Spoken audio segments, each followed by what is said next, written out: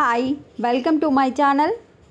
ఆంధ్రప్రదేశ్ రాష్ట్రంలో గ్రామ వార్డు సచివాలయాల ఉద్యోగుల ట్రాన్స్ఫర్ గురించి ఈరోజు వచ్చిన లేటెస్ట్ అప్డేట్ ఏంటనే తెలుసుకుందాం. అప్డేట్స్ ఏంటి అనేది మాత్రమే నా ఛానల్లో నేను షేర్ చేస్తూ ఉంటాను.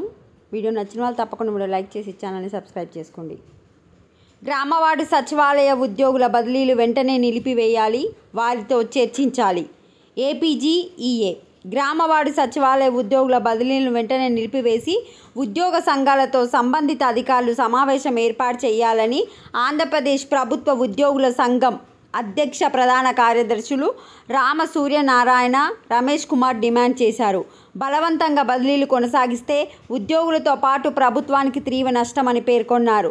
గ్రామ వార్డు సచివాలయాల ఉద్యోగులు సొంత మండల స్థాయిలో విధులు నిర్వర్తించకుండా చేయడం అనాలోచిత చర్య. పదోన్నతి అవకాశాలు కల్పిస్తూ వారికి సర్వీస్ రూల్స్ రూపొందించి పెండింగ్ బిల్లులు చెల్లించాలి, వారిని ప్రభుత్వ అధికారులుగా గౌరవించాలని సూచించారు. సో మీ తరపున ఆంధ్రప్రదేశ్ ప్రభుత్వ ఉద్యోగుల సంఘం అయితే డిమాండ్ చేయడం జరుగుతుంది. మరి వీళ్ళు అడిగినంత మాత్రాన గవర్నమెంట్ రెస్పాండ్ అవుతుందా లేదా అనేది చూడాలి. వీడియోని లైక్ చేయండి. మీరేమనుకుంటున్నారో కామెంట్ సెక్షన్లో మెన్షన్ చేయండి. Thanks for watching.